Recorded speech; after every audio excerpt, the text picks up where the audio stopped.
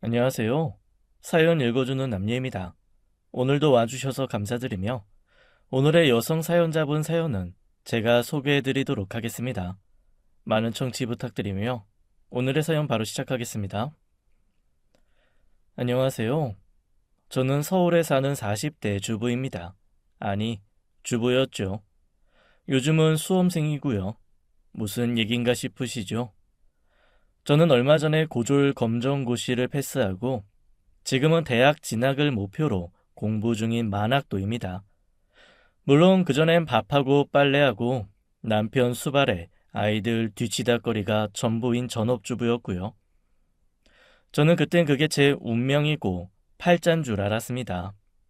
인생에 다른 길이 있는지 몰랐으니까요. 그저 밥하고 빨래하고 또 밥하고 빨래하고 주부로 살다가 죽는 게 타고난 제 몫의 인생인 줄 알았습니다. 하지만 그 일로 전 20년 차 전업주부의 삶을 때려치고 수험생이 됐습니다. 전 어릴 때부터 현모양처가 꿈이었네요. 좋은 남자 만나서 가정을 이루고 아이들을 낳고 그게 그렇게 좋아 보이는 거 있죠. 아마도 일찍 아버지를 여의고 홀엄마 밑에서 외롭고 고단하게 살아온 탓이 아닌가 싶어요. 남편 만나서 결혼하고 딸 둘 낳고 꿈을 이뤘다고 자부했는데 헌데 돌이켜보면 그 꿈이라는 게 개꿈이더라고요. 그렇다고 제가 살아온 시간을 몽땅 부정하는 건 아니지만 적어도 지금은 그때보다 행복하고 만족스럽습니다. 노량진 입시학원에서 자식벌 되는 아이들과 강의를 듣고 자습실에서 밤늦은 시간까지 문제집을 풀고 인강을 듣고 속 모르는 사람은 그 나이에 웬 사서 고생이냐고 하겠지만 고생이라뇨. 돈 주고도 못 살 행복이죠. 미래를 위한 값진 투자면서요. 전 이 행복을 모르고 살았던 지난 시간이 후회스럽습니다. 노량진에서 어린 친구들 틈에 껴서 컵밥을 사 먹고 시간에 맞춰 강의실을 찾아가고 친구들과 스터디를 하면서 꿈꾸던 대학 진학의 꿈이 이제 코앞으로 다가왔으니까요. 제가 이 나이에 입시에 도전하는 건 공부를 못한 한을 풀어 가방 줄 좀 늘려보자는 싸구려 마인드가 절대 아닙니다. 잊고 살았던 꿈, 다시 꾸는 꿈, 앞으로 내가 살아갈 꿈, 바로 그 꿈을 위한 도전이고 누구의 아내, 누구의 엄마가 아닌 한 인간으로서 주체적으로 살아가려는 의지이기 때문입니다. 사실 제가 이렇게 변한 데는 남편과 두 딸, 그리고 시어머니까지 톡톡히 한몫했네요. 솔직히 그때 일을 되돌아보고 싶지 않지만 사연을 보내기로 했으니 숨김없이 털어놓겠습니다. 저는 19살에 큰애를 임신하고 20살이 되던 해에 엄마가 됐네요. 좀 빨랐죠? 그렇다고 제가 일찍 성에 눈을 뜨고 이 남자 저 남자와 연애를 했던 건 아닙니다. 남편이 첫 남자였고 어쩌다 홈전 임신이 돼버렸고 고교 졸업을 앞두고 출산을 해야 하는 상황이 된 거였죠. 그렇게 저는 학생이 아닌 엄마의 길을 선택했고 어린 나이에 한 남자의 아내, 한 아이의 엄마가 되었습니다. 남편을 처음 만난 건 제가 19살 때 고등학교 3학년 때 일이었죠. 당시 전 야간 실업계 고등학교에 다니던 학생으로 주간에 알바를 해서 생활비를 벌었습니다. 제가 12살 때 사고로 아빠가 돌아가셨고 그 후 엄마하고 둘이서 살다 보니 늘 생활이 힘들었습니다. 엄마가 다른 집 엄마처럼 건강하면 또 모르는데 저희 엄마 자가 면역 질환자라 힘든 일을 전혀 못하셨거든요. 우리 모녀는 기초생활수급자로 지정돼 국가 보조금으로 근근히 생활하는 수준이었어요. 가정 형편상 대학은 꿈도 못 꾸고 야간 실업계 고등학교에서 주간에는 알바를, 야간에는 학교 생활을 했네요. 낮에 고시원이 즐비한 신림동 쪽 식당에서 알바를 하고 저녁에 수업을 들으러 가면서 저는 힘들어도 크게 절망하지 않았습니다. 주어진 환경에서 열심히 살다 보면 언젠가 웃으며 옛말 할 날이 올 거라 믿었으니까요. 남편은 그 당시 제가 일하던 식당에 대놓고 밥을 먹던 고시생 중 하나였습니다. 당시 대학 졸업반인 남편은 행정고시를 준비하며 하루 삼시세끼를 식당에서 해결하더군요. 하루 이틀 한두 번 남편을 대안한 날이 늘어갈수록 자꾸만 그 사람한테 눈길이 가더군요. 그 사람은 식사 중에도 책에서 눈을 떼지 않았죠. 밥 한 술 떠먹고 중얼중얼, 국 한 술 떠먹고 중얼중얼, 책을 통째로 외우는지. 저는 그런 그 사람을 힐끔힐끔 곁눈질로 훔쳐보며 언젠가부턴가 마음에 담아두기 시작했습니다. 하루는 그 사람 테이블에 슬쩍 계란 후라이 접시를 밀어주기도 했네요. 이거 뭐죠? 아니, 나 안 시켰는데. 서비스예요. 단골이니까. 알바생 같은데 그러다가 주인한테 혼나면 어쩌려고 그래요? 괜찮아요. 사장님은 이 시간에 여기 안 오세요. 식당을 5개나 하시거든요. 그렇구나. 그런데 혹시 학생이에요? 네, 학생이에요. 전공이 뭐예요? 강의를 오후에 몰아서 듣나 봐요. 이 시간에 알바를 하는 거 보니. 전공 같은 건 없는데. 저 고등학생이에요. 고등학생? 아이, 난 또 대학생인 줄. 얼굴이 성숙해서 고딩으로 안 보이는데. 아이, 근데 고등학생이면 공부를 해야지 여기서 뭐해? 학교 안 가? 야간이라 해 떨어지면 가요. 주간엔 여기서 알바하고. 알바로 학비 버는구나. 요즘 애들 부모한테 손 벌릴 줄만 알지 자기 앞가림 못하는데 착하네. 얼굴도 예쁘장하고. 저는 그 말에 얼굴을 붉혔습니다. 그런 소리 처음 들었거든요. 난 행시 준비해. 한국대학교 행정학과 졸업반이고. 한국대면 거기 명문대인데. 오빠 공부 잘하셨구나. 난 공부 잘하는 사람 부럽던데. 특별히 잘한 건 아니고 우리 집이 원래 그 정도는 다 해. 아버지도 어머니도 명문대 졸업하셨거든. 내 동생들도 그렇고. 와, 가족분들이 스펙이 장난 아니시구나.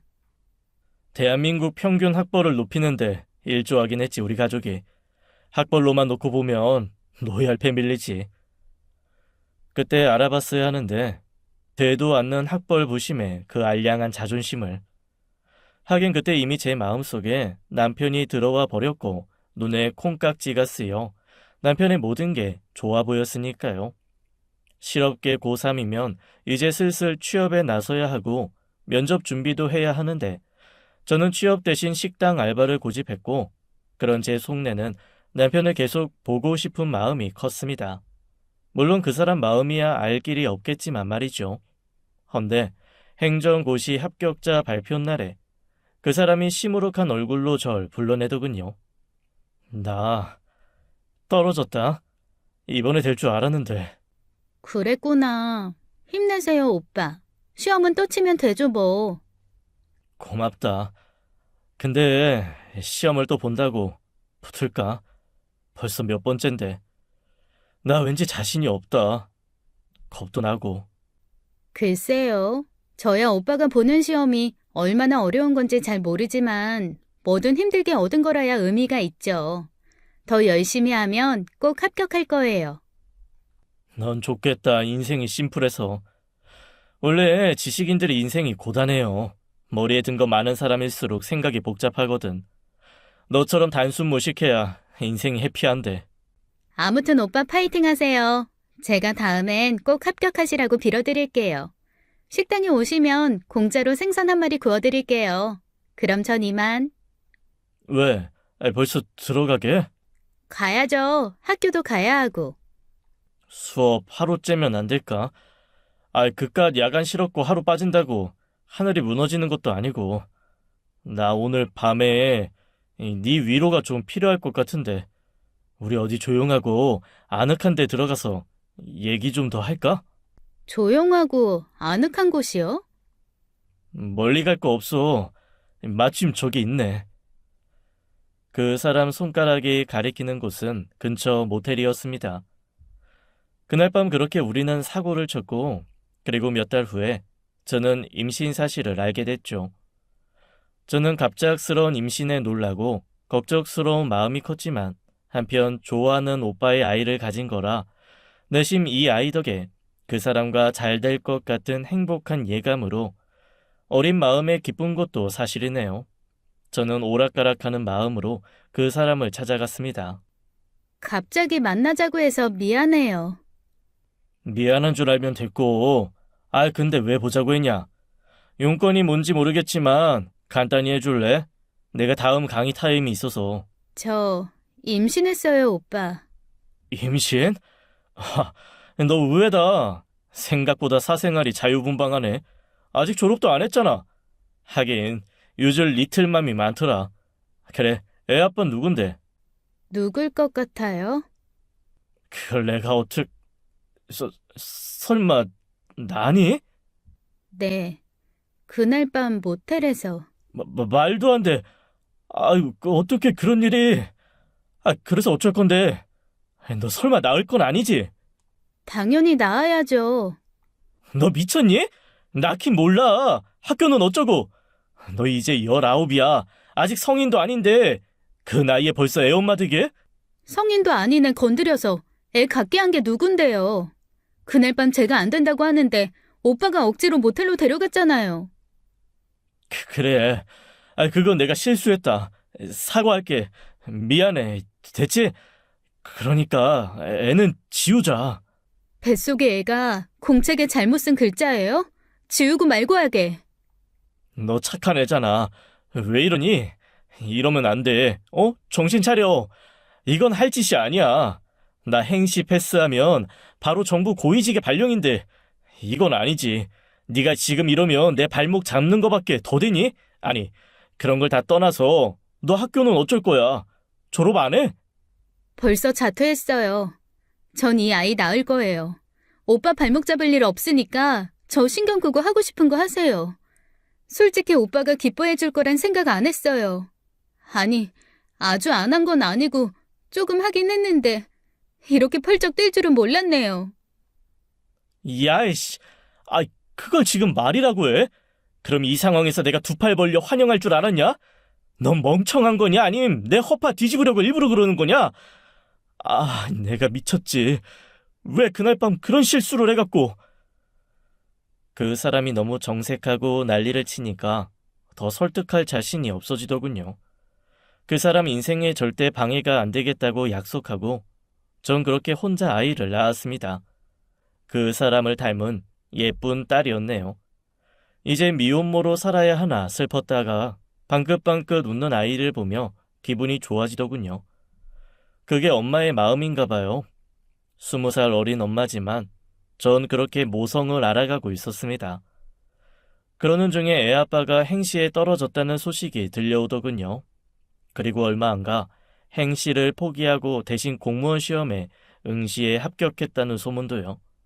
그리고 어느 날 그 사람이 불쑥 저를 찾아왔습니다. 내가 책임질게. 너나 애나 어차피 내 인생에 시한폭탄이야. 언제고 터질 거야. 내 인생의 가장 찬란한 순간에 터지면 더 치명적이겠지. 차라리 정점에 오르기 전인 지금 결혼하자. 공무원은 사생활이 깨끗해야 하니까 이것밖에 방법이 없어. 그리고 미리 말해두는데 난 앞으로 앞만 보고 달릴 거야. 7급으로 시작해서 어디까지 오를지 나 자신을 시험해 볼 거야. 그러니까 넌 집에서 살림하고 애 키우면서 시부모님 잘 모시고 없는 듯이 살아. 내 말 무슨 뜻인지 알아듣지? 그 사람의 프로포즈를 그런 식으로 하더군요. 그런 소리를 듣고도 그땐 왜 화낼 줄도 몰랐나 모르겠네요. 딸아이가 이젠 아빠 없이 크지 않아도 된다는 생각에 그저 고맙고 행복했습니다. 저는 딸아이를 안고 그의 부모님을 찾아뵙네요. 시부모님은 절 아예 투명 인간 취급하시더군요. 분명히 눈앞에 앉아 있는데도 없는 사람처럼 눈길도 안 주고 아는 척도 않고 품 안에서 우는 어린 것에 끌끌끌 혀만 차시더니 혐오와 조롱이 어린 채 저를 보시더군요. 애 좀 조용히 못 시키니? 아휴, 누굴 닮아 저런지. 우리 집엔 저렇게 본데 없이 울어대는 애가 없었는데. 아무래도 저희 외가 쪽인가 보네. 넌 평소에 교육을 어떻게 하길래 이러니? 아니 이게 무슨 소리죠? 갓난쟁이가 우는 게 당연하지. 여기서 교육이 왜 나올까요?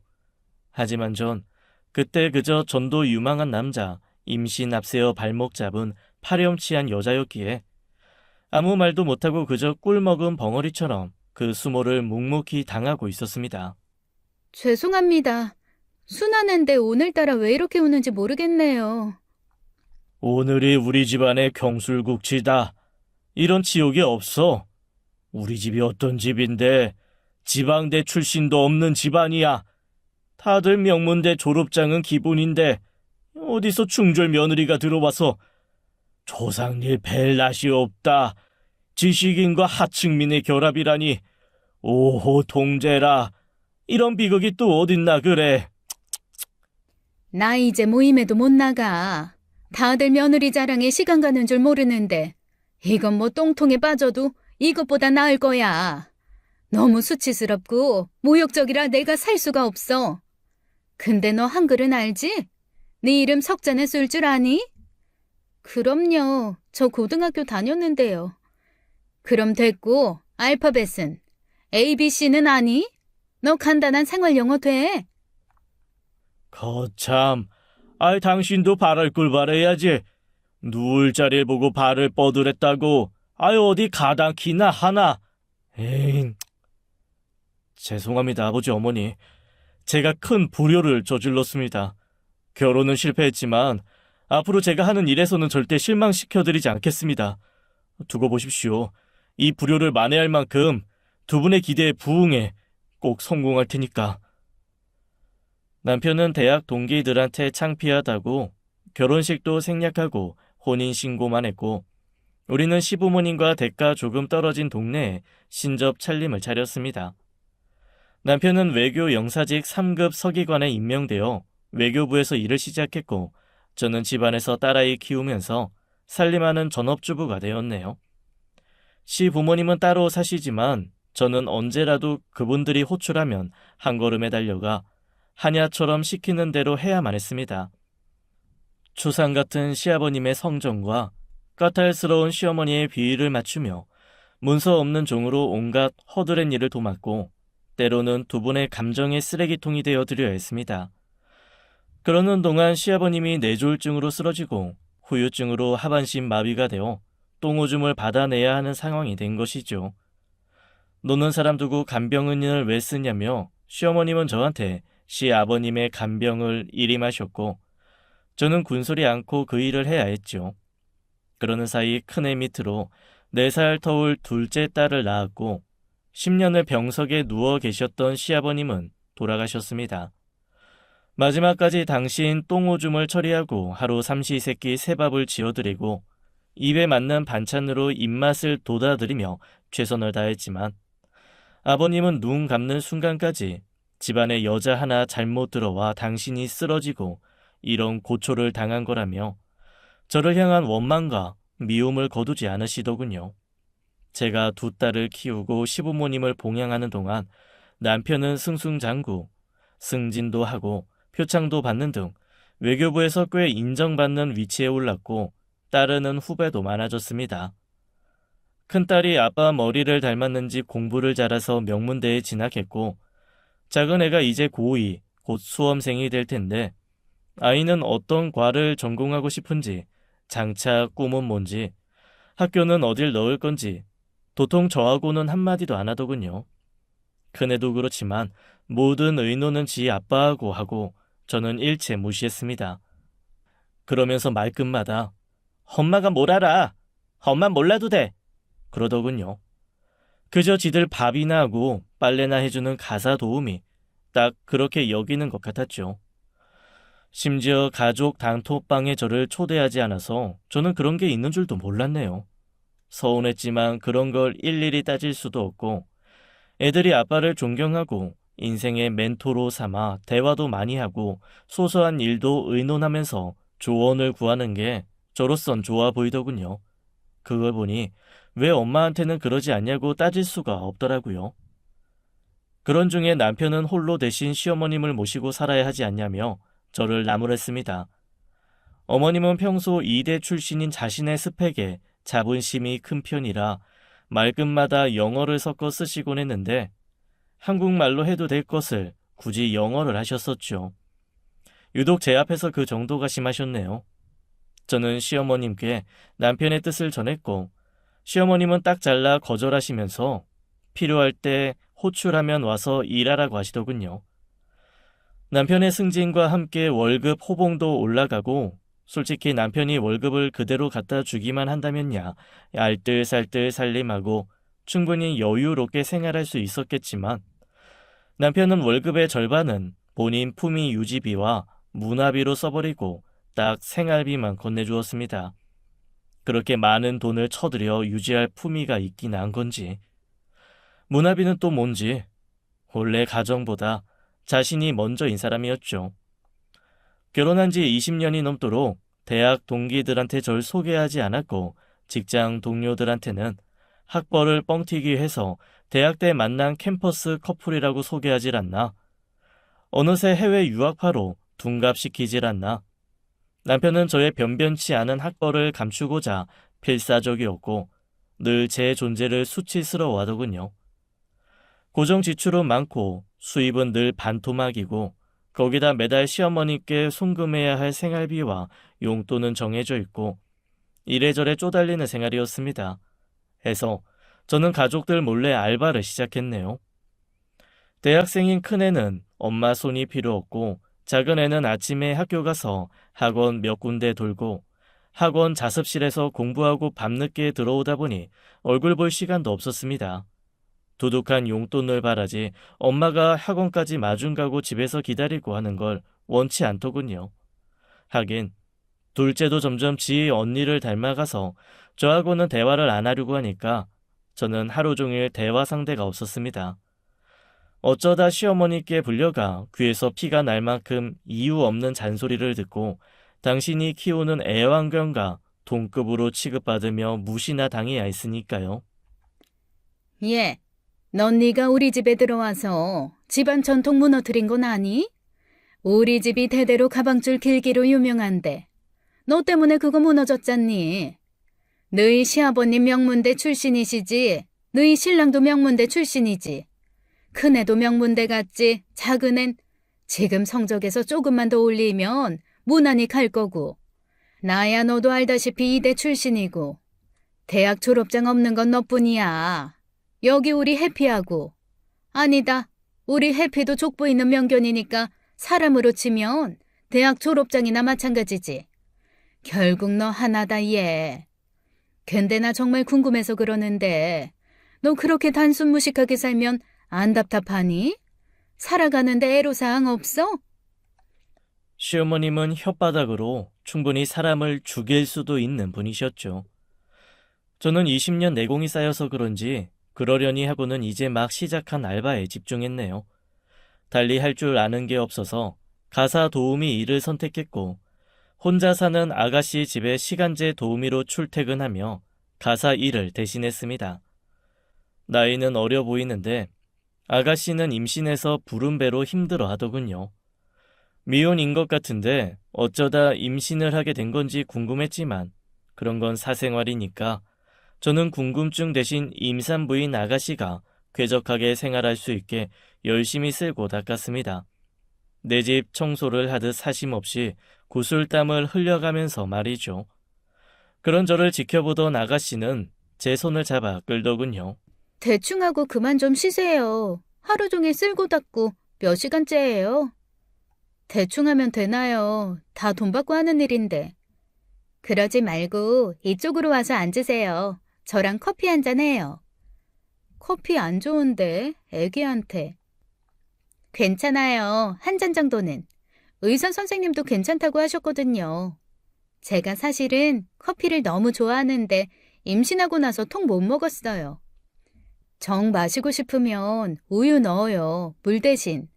우유 넣어 마시면 그나마 낫지. 네, 그럴게요. 제가 타올게요. 무슨 소리야. 앉아 있어요. 내가 탈게요. 저는 아가씨를 앉히고 커피를 타왔습니다. 주인과 객이 따뜻한 찻잔을 앞에 두고 티타임을 갖다 보니 마음속 얘기가 나오더군요. 출산이 언제예요? 보아하니 얼마 안 남은 것 같은데. 2달 남았어요. 애 아빠가 좋아하겠네. 엄마가 이렇게 예쁘니 애기는 또 얼마나 이쁠까? 그 반대예요. 애 아빠란 사람이 아이 지우라고 했거든요. 아니 왜? 귀한 생명을 왜 지우래? 안 그래도 출산율도 낮은 나라에서. 그 사람 유부남이거든요. 어머머머. 아니 왜 그랬대? 왜 그런 남자를 만났어? 가정 있는 사람하고 그러는 거 아니지? 아가씨가 나빴다. 유부남인 줄 알았으면 안 만났죠. 저한텐 이혼남이라고 했거든요. 와이프랑 갈라서고 애도 없다고 그 말만 믿고 그만. 이런 개나리 신발끈 같은 놈을 봤나? 뭐 그런 놈이 다 있대? 뻥칠 게 따로 있지. 그래서 이제 어쩔 거래? 아니 그쪽부터. 그쪽은 어쩔 건데? 제 이름 현정이에요. 현정이라고 불러주세요. 그래, 현정 씨는 이제 어쩔 거야? 아이야 이제 나올 때 되면 나오는 거고 호적 문제도 있고 그놈도 알아야지. 애를 여자 혼자 만들었나? 같이 책임져야 될 거 아니야. 지가 뭔데 재미만 보고 땡이야? 그래야 하긴 하는데 지우라는 아이를 제 고집으로 낳았으니 만나자고 해도 만나줄지 걱정이에요. 수신 차단했는지 전화도 안 받더라고요. 이 몸으로 직장으로 찾아갈 수도 없고. 부모님이 걱정이 많으시겠네. 저 고아예요. 처음부터 고아는 아니고 부모님이 몇 년 전에 교통사고로 돌아가셨거든요. 형제 없는 외동이라 이젠 하늘 아래 아무도 없네요. 그 말에 왠지 짠하더군요. 저는 집에 와서도 그녀의 말이 내내 마음에 걸렸습니다. 저 역시 비슷한 처지였던 터라 남의 일 같지 않았죠. 뭔가 도와주고 싶었는데 딱히 제가 해줄 수 있는 일이 없더군요. 입덧이 심하니까 입에 맞는 반찬이나 만들어주고 이제 곧 출산을 대비해서 특별식을 만들어서 체력이나 보강해주는 정도랄까요? 저는 임산부한테 좋은 보양식을 찾아보고 레시피를 검색하기 시작했습니다. 헌데 그때 작은 아이 담임 선생님한테 전화가 오더군요. 안녕하세요, 미나 어머니. 지난번에 학부모 면담 때 뵀죠? 어머님 너무 우아하고 고상하셔서 제가 많이 놀랐어요. 그리고 그때 하신 주옥 같은 말씀도 인상적이었습니다. 학부모 면담이요? 우아하고 고상해요? 제가요? 지난번에 오셔서 왜 학교 발전에 관한 현실적인 안건 제시하셨잖아요. 저희도 놓친 걸 핵심만 짚어주시는 거 보고 역시 해외파는 다르시구나 했습니다. 석사 박사학위를 미국에서 하셨다는 얘기 듣고 수긍이 가더라고요. 누가 제가 박사라 그래요? 외국은커녕 제주도도 못 가본 사람인데. 이상하네요. 제가 지난번에 뵌 분이 아닌 것 같은데. 미나 어머니 아니신가요? 선생님, 일단 전화 끊겠습니다. 제가 나중에 전화 드릴게요.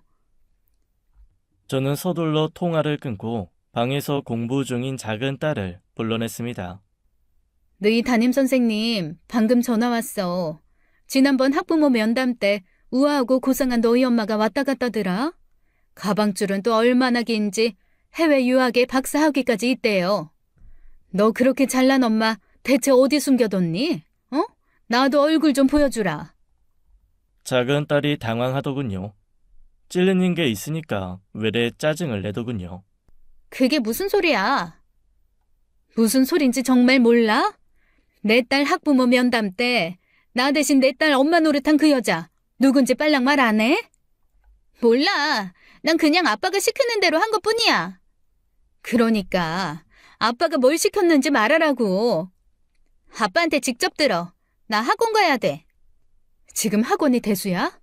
학원은 가서 뭐해? 공부만 잘하면 다니? 엄마를 이렇게 깜찍하게 속이는데.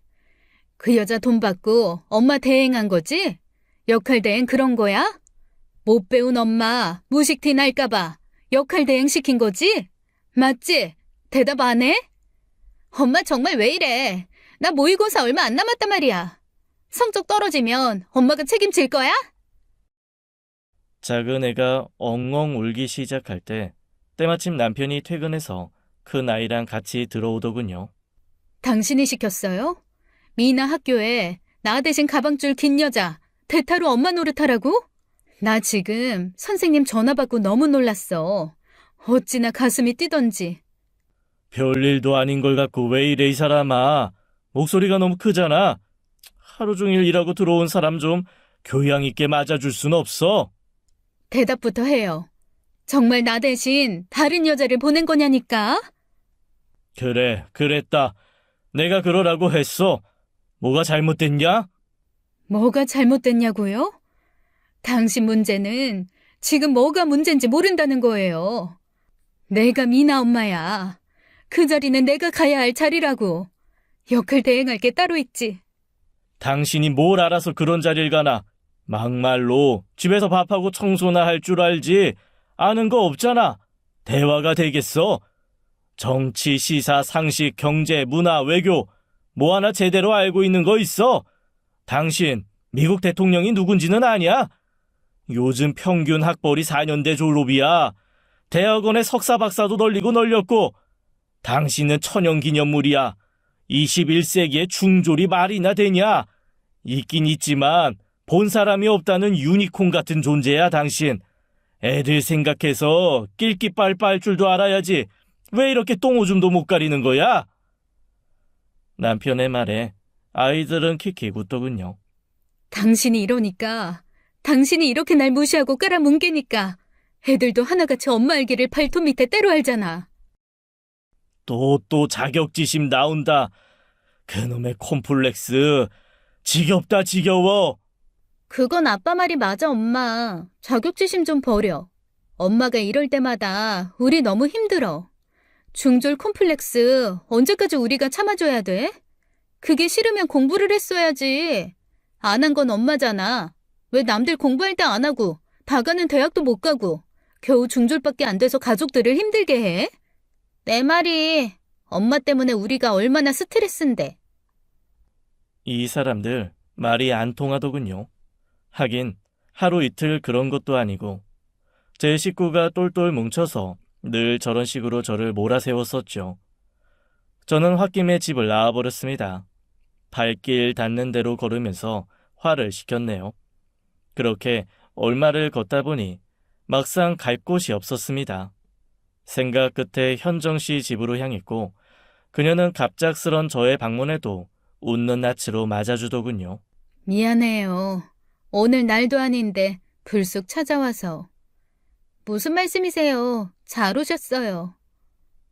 약속된 출근 일도 아닌데 이유 없이 찾아와도 현정 씨는 꼬치꼬치 이유를 캐묻지 않고 그저 반갑게 맞아주더군요.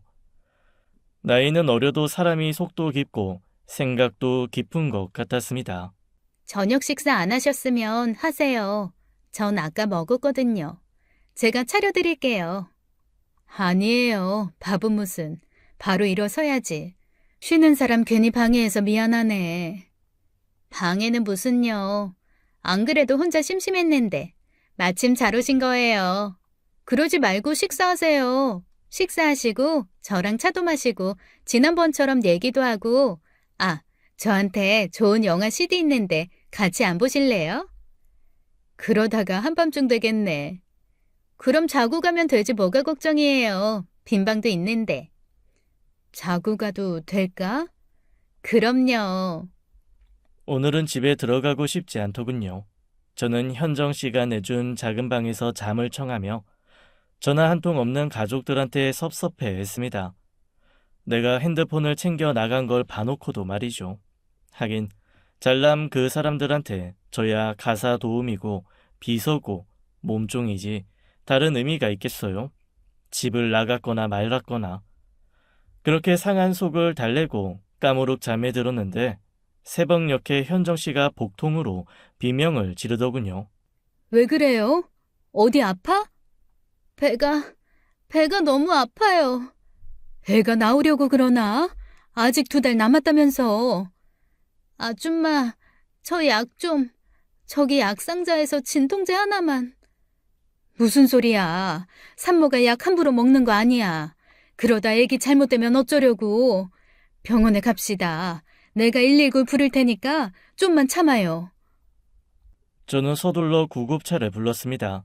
응급실에 실려온 현정 씨는 응급처치 후에 안정을 되찾았네요. 다행이다. 이만해서. 애 잘못되는 줄 알고 어찌나 놀랐는지. 죄송해요. 저 때문에. 고생하셨죠? 고생은 무슨. 뭘 얼마나 신경을 썼으면 위험이 다 걸려 산모가. 그냥 이것저것 신경 쓸 일이 있어서요. 왜? 출산일 다가오니까 애 아빠가 마음에 걸려? 그녀는 대답 대신 울더군요. 저는 눈물을 닦아주며 위로했습니다. 울지 말어. 엄마가 울면 뱃속에서 애도 우는 거야. 엄마 먹는 것만 아이한테 가는 줄 알아? 감정도 마찬가지야. 엄마가 행복하면 애도 행복하고, 엄마가 슬프면 애도 슬프고. 그러니까 애 생각해서 힘들어도 웃고 슬퍼도 웃고 그래야 돼. 엄마는 그냥 되는 건 줄 알아? 아줌마, 꼭 우리 엄마 같아요. 우리 엄마 살아계실 때 꼭 아줌마처럼 따뜻했거든요. 그럼 엄마 하지 뭐. 엄마라고 생각해. 나도 현정실 내 딸처럼 여길 테니까. 정말 그래도 돼요? 엄마도 하고 이모도 하고 언니도 하고 친구도 하고 필요한 거 다 해줄게. 이 세상에 현정씨 혼자 아니니까 너무 외로워하지 말라는 소리야. 아줌마 고마워요. 응급실에서 일반 병실로 옮긴 그녀는 3일을 입원하고 퇴원했습니다. 3일을 꼬박 옆에서 간호를 하고 집에 왔더니 집안꼴이 난리도 아니더군요. 주방 개수대에는 설거지 거리가 산더미고 배달 음식을 시켜 먹고 뒷정리도 않고 미뤄둔 탓에 쾌쾌한 음식 냄새에 꼬이는 날파리하며 저는 대청소를 하고 세탁기를 돌리면서 설거지를 동시다발로 해치웠습니다. 그때 남편이 퇴근해서 오더군요. 저를 힐끔 보고는 굳게 입을 닫아버리더군요. 당신 내가 며칠 만에 들어온 줄 알아요? 내가 그렇게 한가한 사람이야? 그런 거나 세고 있게. 어쩜 당신이나 애들이나 그러냐? 사람이 나가도 전화 한 통 없고. 학벌 얘기 당신 발작 버튼인 거 아는데 우리도 당신 참아주는 거 힘들어. 적반 화장도 정도가 있지. 누가 누굴 참고 있는데?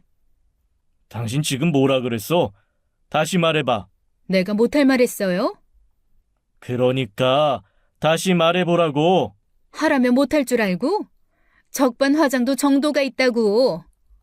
이러니까 우리가 힘든 거야. 당신의 그 대책 없는 무식 때문에. 이 여자야, 적반화장이 아니라 적반하장, 적반하장이야. 그건 초등학생도 알겠다. 사람이 실수할 수도 있지. 말 꼬투리나 잡고. 당신은 일생의 실수야. 그리고 그런 기초적인 건 실수하고 싶어도 할 수가 없는 거야. 정상적인 사람이라면. 그럼 내가 정상이 아니란 소리예요? 그걸 이제 알았어? 며칠 만에 들어와도 조금 더 변한 게 없더군요. 저는 속상한 마음에 다시 현정 씨 집으로 갔습니다. 제 안색을 조심스레 살피더니 현정 씨가 걱정스레 묻더군요. 댁에서 뭐 안 좋은 일 있으셨어요? 나야 뭐 맨날 그렇지. 왜요? 무슨 일인데요? 얘기해 보세요. 제가 혹시 도움이 될지도 모르잖아요. 사실은 내가 좀 뭐랄까 무식해요. 배운 게 원체 없어 나서. 최종 학력이 중졸이거든. 그래서 애 아빠나 애들이 날 좀 그렇게 대해요. 무시해요, 아줌마를? 그렇지 뭐. 아무래도 중졸이니까. 그럼 지금이라도 공부를 하세요. 고졸 검정고시 보고 수능 쳐서 대학도 가고. 아이고, 이 나이에 공부는 무슨. 그리고 내가 무슨 재주로 대학을 가? 공부에 나이가 어딨어요. 하고 싶으면 100살을 먹어도 하는 거지. 그리고 대학은 가는 사람이 따로 있는 게 아니에요. 아줌마가 어디가 어때서 못 가요. 뭘 어디서부터 시작해야 할지도 모르겠고. 제가 도와드릴게요. 검정고시 과정 알려드릴게요. 학원 정보랑 교재, 강사까지 인터넷 서치해서 정리해드릴게요. 근데 아줌만 꿈이 뭐예요? 꿈? 남편도 자식도 물어준 적 없는 꿈을 궁금해하더군요. 글쎄, 그런 걸 뭐라고 하지? 난 그런 거 하고 싶은데. 남 돕는 거. 가난하고 병든 사람들 돕는 사람 뭐라고 하더라? 사회복지사요? 그래, 그거. 그럼 사회복지학과에 가면 되겠네. 어쩐지 아줌마하고 잘 어울리네요. 그 후 그녀는 제가 공부를 할 수 있게 물신양면으로 도와주었습니다. 출산일이 코앞이라 이젠 숨 쉬는 것도 힘들어 헉헉헉 어깨로 숨을 몰아쉬면서도 이것저것 현실적인 조언을 아낌없이 해주더군요. 저는 그런 그녀가 걱정됐습니다. 근데 몸 풀기 전에 애 아빠 한 번은 만나야 되지 않나? 그래야 하긴 하는데 선뜻 용기가 안 나네요. 용기를 내야지. 현정 씨 이제 엄마잖아. 엄마는 자식을 위해서 하기 싫은 일도 해야 하는 거야. 애 아빠를 만나야 해결할 거 아니야. 애 호적 문제도 그렇고 양육비 문제도 그렇고. 이럴 때 든든한 오빠라도 하나 있었으면 그 사람이 절 이렇게 무시했겠나 싶어요. 제가 아무도 없는 걸 아니까 막대하는 것 같아요. 어라? 지난번에 내가 한 말 그새 잊었나 보네. 병원에서 내가 현정 씨 엄마도 하고 이모도 하고 언니도 돼준다고 했는데. 진심이셨어요? 저는 그냥 위로해주느라 하신 얘긴 줄 알았는데. 무슨 소리야. 난 늘 현정 씨한테 진심인데. 자기가 나한테 진심인 것처럼. 아줌마, 날만 잡아. 내가 애 아빠 만나는 자리에 따라 나가줄 테니까. 나가서 그 인간 햇소리 하면 바로 응징 들어간다. 그럼 저 아줌마만 믿고 약속 잡아요. 그러라니까. 제발 얘기가 잘 되면 더 좋겠지만. 그 후 그녀는 애아빠라는 위인과 어렵사리 약속을 잡았고 저는 만만하게 보지 못하게 스모키 눈화장에 알 굵은 짙은 선글라스를 쓰고 새빨간 립스틱을 덧바르고는 네일샵에서 기다란 손톱까지 장착하고 위풍당당 그녀가 알려준 약속 장소로 나갔습니다. 현정 씨가 앉은 창가 쪽 자리 바로 뒷자리에 등 돌리고 앉아 그녀의 남자가 나오길 기다렸죠. 얼마 후에 남자가 그녀의 자리를 찾아와 앉는 기척이 들리더군요. 저는 돌아앉아 있는 탓에 애아빠를 직접 확인할 순 없었지만 소리로 두 사람의 분위기와 돌아가는 상황을 짐작할 수는 있었습니다. 여차하면 물어뜯는 거야. 지 새끼 싸지르고 여자 눈에 피 눈물 흘리게 하는 놈. 정의의 이름으로 널 용서하지 않겠다. 내심 잔뜩 뼈르며 저는 여차하면 손톱을 세워서 그놈의 면상에 8차선 고속도로를 만들 기세로 기다리고 있었습니다. 저 곧 출산해요. 예정일 다음 주예요. 그게 나랑 무슨 상관인데. 나 분명 그때 애 지우라고 했다. 일방적으로 네 마음대로 결정하고 행동하는 거 왜 나한테 통보야? 알아서 해, 네 애니까. 저런 쳐 죽일 놈을 봤나? 지금 저기 할 소린가? 저는 애 아빠란 위인의 무책임한 소리에 피가 거꾸로 솟는 것 같았습니다. 헌데 남자의 목소리가 너무 익숙하더군요. 어디서 많이 들은 음성이었습니다. 아는 사람인가? 설마 그냥 비슷한 목소리겠지. 저는 그렇게 생각했어요. 그럼 왜 처음부터 사실대로 얘기 안 했어요? 왜 나 속인 거냐고요? 이혼했다 그랬잖아요. 가정 있는 사람인 줄 알았으면 여기까지 안 왔어요. 심정적으로는 이미 이혼한 거나 마찬가지야. 나 우리 애들 엄마랑 아무 감정 없어. 단 1푼어치도. 애들 엄마, 나한테 한 번도 여자였던 적이 없어. 그거 지금 나한테뿐만 아니라 당신 와이프한테도 못할 소린 거 알죠? 우리 집사람, 그냥 애들 엄마야. 그 이상도 이하도 아니야, 나한텐. 어떤 여잔지 몰라도 저 남자 와이프가 불쌍하더군요. 남편이란 작자가 저런 소리나 하고 다니니. 근데 이 목소리 아무리 들어도 귀에 익어 너무 익숙해. 저는 익숙한 남자의 소리에 절로 고개가 갸웃거려지더군요. 내가 이제부터 현실적이고 영양가 있는 해결책을 제시할 테니까 그대로 해. 뭔데요, 그게? 어차피 여기까지 왔으니까 애는 낳아야 하고 애 나오면 바로 입양 보내. 해외면 더 좋고 입양시키고 너 몸 추스르는 대로 우리 다시 예전 관계로 돌아가자. 예전 관계요? 우리 잘 맞았잖아. 나도 너보다 잘 맞는 여자 만나기 힘들 것 같아서 그래. 우리 좋은 파트너였잖아. 뭐라고? 지금 저 인간이 뭐라고 짓거리는 거지? 저는 순간 눈에 불이 일더군요. 귀를 씻어내고 싶을 만큼 역겨운 소리를 들어서 그런지 더는 못 참겠더군요. 저는 벌떡 일어서 그대로 그 인간한테 돌진했습니다. 그리고는 그놈의 멱살을 억세게 들어쥐었네요. 너 이 새끼, 지금 뭐라고 씹으렸냐? 응? 네 눈엔 우리 현정이가 놀이개로 보이지? 어디 귀한 남의 동생한테. 나 현정이 언니인데 너 오늘 내 손에 뒤졌어. 어디 그 잘난 낯짝 좀 보자. 저는 놈의 뻔뻔한 면상을 확인하기 위해 선글라스를 벗어던졌습니다. 그리고 그 순간 충격으로 얼어붙고 말았네요. 제 손에 멱살이 잡힌 남자는 다름 아닌 제 남편이었습니다. 그날 무슨 정신으로 집에 왔는지 지금도 기억나지 않네요. 그날 이후 전 충격으로 몸져 들어 누웠지만 남편은 대수롭지 않게 여기더군요. 별거 아니야. 그 여자가 혼자 좋아서 설레발치다 그렇게 된 거야.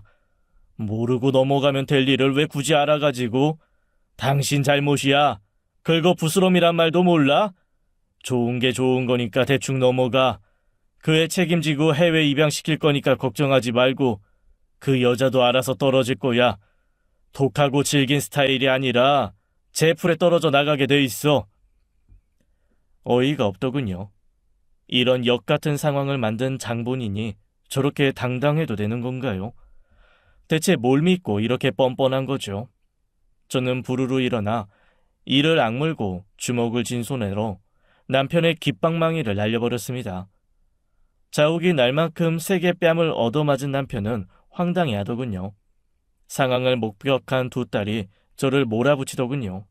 엄마 미쳤어? 이게 무슨 짓이야? 왜 폭력을 써? 말로 하면 될걸. 수준 떨어지게 시리. 이러니 사람들이 엄마를 무시하지. 제발 수준 좀 높여. 공부 좀 하라고. 요즘 세상에 중졸이 어딨냐? 무식하니까 머리보다 손이 먼저 나가는 거야. 엄마가 이러니까 우리가 엄마를 창피해야지. 자기 값은 자기가 매기는 거야. 엄마가 싸구려 대우받는 건 다 엄마 탓이라고. 순간 저는 큰 딸년 뺨을 후려갈겼습니다. 그리고 놀란 토끼 눈이 된 작은 딸년한테도 눈을 부라렸어요. 왜? 너도 한 대 맞고 싶어? 이 인간 같지도 않은 것들아. 니들이 사람이냐? 니들이 지성이냐? 놀고 자빠졌네. 민주 너 사람이 먼저 돼 이년아. 지혜미를 동네 똥개 취급하는 년이 명문대 나오면 뭐 할 거야? 지 손으로 밥 한 끼 못 챙겨 먹는 주제. 이날이 이때껏 밥 해주고 청소해주고 빤스 쪼가리 한 장까지 내 손으로 빨아입혀놨더니 뭐가 어째? 이게 어디서 잘난 체야? 이 대가리에 피도 안 마른 년이. 넌 네가 잘나서 혼자 큰 줄 알지? 지랄하네. 이걸 그냥 확. 그리고 미나 너도 그딴 식으로 할 거면 대학 가지 마. 사람도 덜 된 것들이 대학은 무슨. 니들 오늘부로 내 딸 아니야. 인연 끊어. 사람 되기 전에 두 번 다시 나 볼 생각 말어. 니들 같은 년들 내 딸 할 자격도 없어. 니들한테 엄마 해주기엔 내가 너무 아까워. 그리고 당신 이혼 서류 보낼 거니까 도장 찍을 거 준비해놔. 당신 같은 진상에 화상에 밉상을 20년 동안 참고 산 내가 생불이다 내가. 에라이 재활용도 안 되는 쓰레기들아. 저는 그 길로 집을 나왔습니다. 여러 감정이 뒤섞여 눈물도 났다가 한편으론 후련했다가 속이 말이 아니더군요. 그때 저는 병원으로부터 다급한 전화를 받았습니다. 현정 씨가 구급차에 실려가 출산을 시작했다네요. 보호자를 부르라니까 제 번호를 알려줬답니다. 어처구니가 없더라고요. 이건 또 무슨 운명의 장난일까요? 조강지처가 남편의 내연녀 아이를 받게 됐으니. 그 후 저는 남편과 이혼과 재산 분할 소송을 했습니다. 이 모든 상황을 모두 알게 된 시어머님이 절 찾아와서 그러시더군요. 네가 뭐 그렇게 잘난 게 있다고 그러니? 아들 못 낳고 딸만 줄줄이 낳아서 우리 집안 대를 끊어놓은 주제에 어쨌든 그 아가씨가 아들 낳아줬은 고맙습니다 하고 받아 키우면 되지. 뭘 이혼 한 해 만에 주제 넘은 짓을 해? 못 배워먹은 사람처럼. 네가 배움이 짧으니 사리 판단이 안 되는 앤 줄 안다만 조용히 넘겨. 남자들 살면서 바람도 피고 그러는 거지. 뭘 그렇게 유난이야? 이젠 도저히 못 참겠더군요. 저는 20년 동안 가슴속에 넣어둔 말을 마지막으로 했습니다. 저기요, 할머니. 뭐라고? 너 지금 뭐라고 했어? 할머니? 아니 이게 미쳤나? 너 약 먹었니? 총 맞았어? 미칠라면 곱게 미쳐 이 무식한 거 사. 정말 놀고 계시네요. 저 오늘부로 당신 며느리 안 합니다. 그러니까 할머니죠. 이제 우리 아무 사이도 아니니까 그래서 마지막으로 한마디 하겠는데요. 할머니, 나이값 좀 하고 사세요. 그 나이에 할 줄 아는 게 꼴 같지 않은 대학교 졸업장 자랑이 전부니 사람들이 웃어요. 점잖게 늙으시라고요. 제발 어른답게요. 네? 지난 20년간 할머니 시집살이에 제가 만성위염을 달고 살았어요. 그런 것도 모르시죠? 제발 부탁인데 곱게 살다 가세요. 그래야 죽어서도 지옥불에 안 떨어집니다. 살 날 얼마나 남았다고 그러세요? 너 말 다 했니? 분한지 사지를 벌벌 떨어대는 시어머니는 뒷목을 부여잡고 쓰러지시더군요. 그 생쇼에 제가 20년을 속은 사람이라 저는 그 뒤가 어떻게 될지 너무 잘 압니다. 저러다가도 아무렇지 않게 일어날 양반이거든요.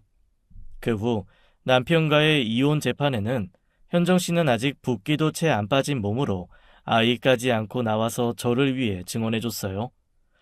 재산 분할 소송의 증인으로 참석해 남편과 자신의 불륜관계와 남편의 혼외자의 존재를 확인시켜준 덕분에 재판은 귀책 배우자인 남편에게 불리하게 진행됐지만 남편은 재산 분할 소송에서 한치도 양보 않더군요.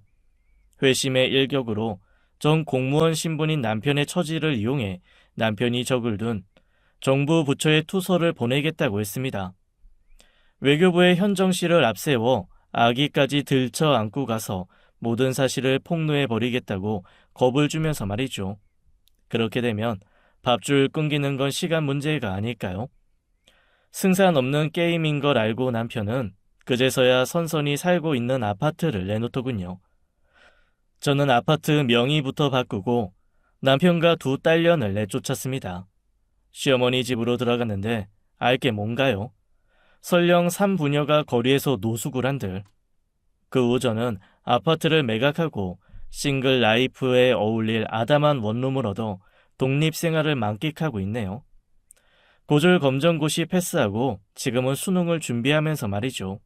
아참, 며칠 전에 본 모의고사 성적이 나왔어요. 몇 점이냐고요? 글쎄요.